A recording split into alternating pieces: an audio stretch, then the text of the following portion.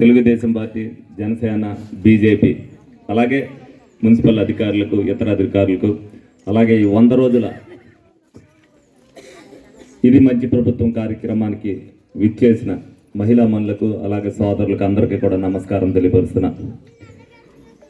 నాగరాజు అన్నాడు ఎలక్షన్లో బడేటి 4 ఎలక్షన్లు చేసాం, బడేటి కుటుంబం నుంచి పులుసు కారిపోయినట్టు కారిపోయింది, వీళ్ళకేం తెలియట్లే. ఏదైతే ఎలక్షన్లో ఆ రోజున మీ అందరి ఇంటికి వచ్చి అప్పుడు కూడా చెప్పా, ఎప్పుడు వచ్చినా మీ ఇంటికి ఒక గ్లాసు మంచినీళ్ళు ఇచ్చేటట్టు ఉండాలనేది. 100 రోజుల్లో నేను ఏ విధంగా చేశాననేది ఇప్పుడు నేను వస్తున్నప్పుడు, ఆ రోజున ఏదైతే నేను వచ్చినప్పుడు కూడా గుమ్మం ముందు నుంచి ఏదైతే సాధారణంగా ఆహ్వానించి చాలామంది ఇంట్లో, అంటే ప్రత్యేకించి 15వ డివిజన్లో అయితే 5 రోజులు ఇక్కడే చేయవలసి వచ్చింది. మళ్ళీ ఇతర రోజులు 3 రోజులు, 8 రోజులు కోనమాణిక్యం మిగతా అంతా టీం అంతా కూడా 8 రోజుల పాటు ఈ వార్డులోనే చేయించడం జరిగింది.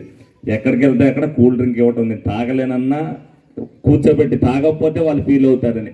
అలాగే అన్ని చోట్లకి ఏదైతే తిరిగానో ఈ రోజున కూడా ఏ చిన్న కార్యక్రమం మీ వార్డు నుంచి పిలిచినా కూడా ప్రతి కార్యక్రమానికి వస్తున్నా. ఎందుకంటే ఆ రోజున వచ్చాను, ఈ రోజున రాలేదు అని అనుకోకుండా, ఆ రోజున వచ్చిన దానికి నేనేదో ఓటు కోసం వచ్చాను, ఇవాళ బాధ్యతగా మీ ఇంటికి పిలిస్తే గౌరవంగా నేను రావటం మర్యాద కాబట్టి వచ్చి తీరుతున్నాం మీ అందరికీ కూడా. అలాగే 100 రోజుల్లో ఏదైతే చేస్తానని చెప్పామో ఒక్కొక్కటిగా అన్ని కూడా చేసుకొస్తున్నాం. అవన్నీ మీకు తెలియాల్సిన అవసరం ఉంది.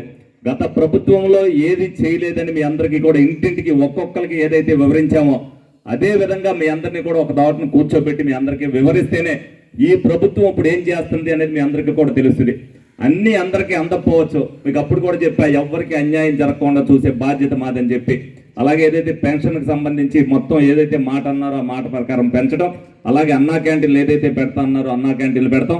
అలాగే ఏదైతే గ్యాస్ బండ్ అన్నారో మీ అందరికీ కూడా, గృహిణులందరికీ కూడా రేషన్ కార్డు ఉన్న ప్రతి గృహిణికి కూడా దీపావళి ప్రతిపాదిక ప్రతి ఒక్కరికి కూడా ఉచిత గ్యాస్ బండ్ అందజేయడం జరుగుతుందని మీ అందరికీ కూడా తెలియజేయడం జరుగుతుంది. అలాగే పెన్షన్లు అనేక మందికి తెలుగుదేశం పార్టీ సానుభూతి పరులను తీసేసిన వాళ్ళందరికీ కూడా అక్టోబర్ 2 ప్రతిపాదిక వాళ్ళందరికీ కూడా అర్హత ఉన్న ప్రతి ఒక్కరికి కూడా మళ్ళీ 15 రోజుల్లోపు పెన్షన్లు అన్నీ కూడా తిరిగి మళ్ళీ ఇవ్వటం జరుగుతుంది. ఆ రోజున ఏదైతే మాట అన్నామో ఆ మాట ప్రకారం ప్రతిదీ కూడా, ఏదైతే సూపర్ 6 అన్నామో 3 నెలలు అయిపోయినాయి, మిగతా 3 నెలలు అన్నీ కూడా సూపర్ 6 పథకాలన్నీ కూడా అమలు చేసి తీరుతుంది ప్రభుత్వం. ప్రజల మన్నలు పొందేది అన్ని సూపర్ 6 ఇచ్చిన తర్వాతే అందరికీ కూడా అందుబాటులో ఉండడానికి మీ అందరికి కూడా చేయడం జరుగుతుంది.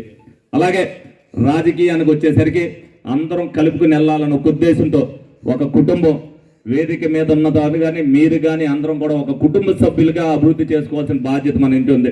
మన ఇల్లుని ఎలా చక్కదిద్దుకుంటామో మనం కూడా మన ఏలూరుని కూడా అదే విధంగా చక్కదిద్దుకోవాల్సిన బాధ్యత అందరి మీద ఉంది. కాబట్టి మీలో వచ్చిన వాళ్ళందరికీ రాజకీయాలతో సంబంధం లేదు, నాకు కూడా సంబంధం లేదు. నాకు ప్రజాసేవ, ప్రజలకు ఉన్న పని చేయడమే నా ముఖ్య ఉద్దేశం.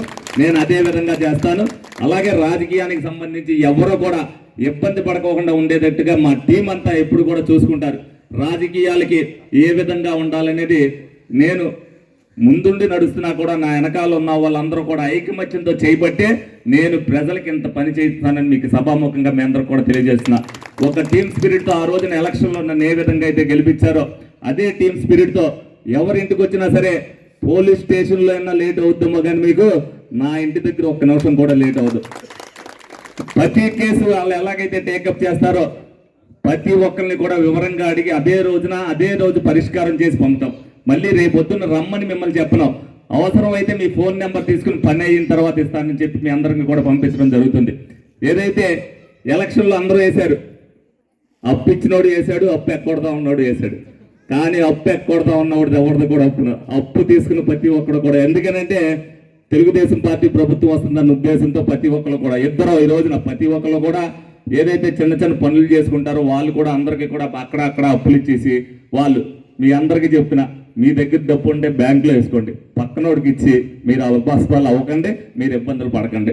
కష్టపడి సంపాదించుకుంటున్నారు, సంపాదించుకున్న దాన్ని బ్యాంకుల్లో దాచుకోవాలని మీ అందరికీ. ఎందుకంటే ఎక్కువ తగులు ప్రతి ఒక్కళ్ళు కూడా అప్పు ఇచ్చారు, మాకు ఇవ్వట్లేదండి, మాకు 5 లక్షలు ఇచ్చారు, వడ్డీ కాసిపడి 5 రూపాయల నుంచి 10 రూపాయల దాకా ఒక 12 కేసులు అయితే వచ్చినాయి.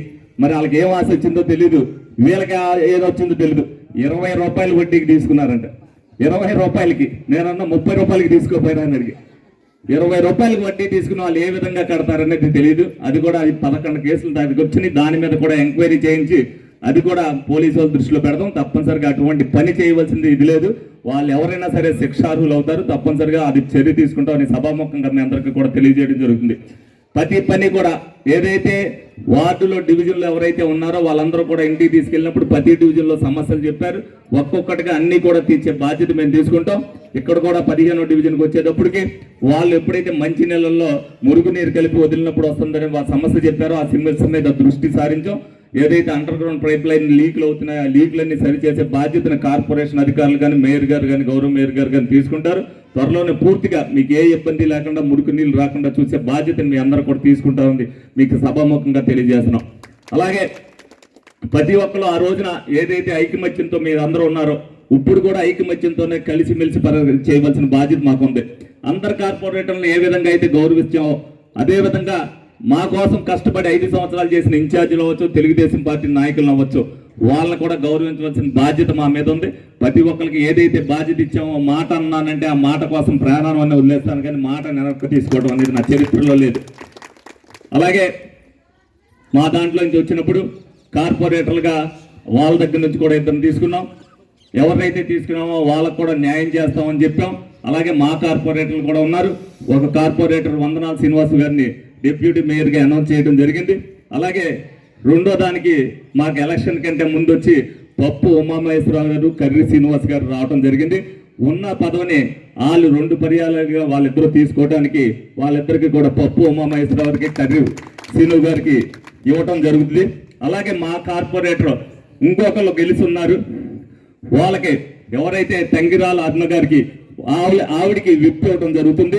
ఆవిడని కూడా సభాముఖంగా పరిచయం చేయడం జరుగుతుంది. ఆవిడికి కూడా ఎందుకనంటే అందరికీ అన్ని చేయలేం, మాట అన్నామంటే మాట ప్రకారం చేయాలి.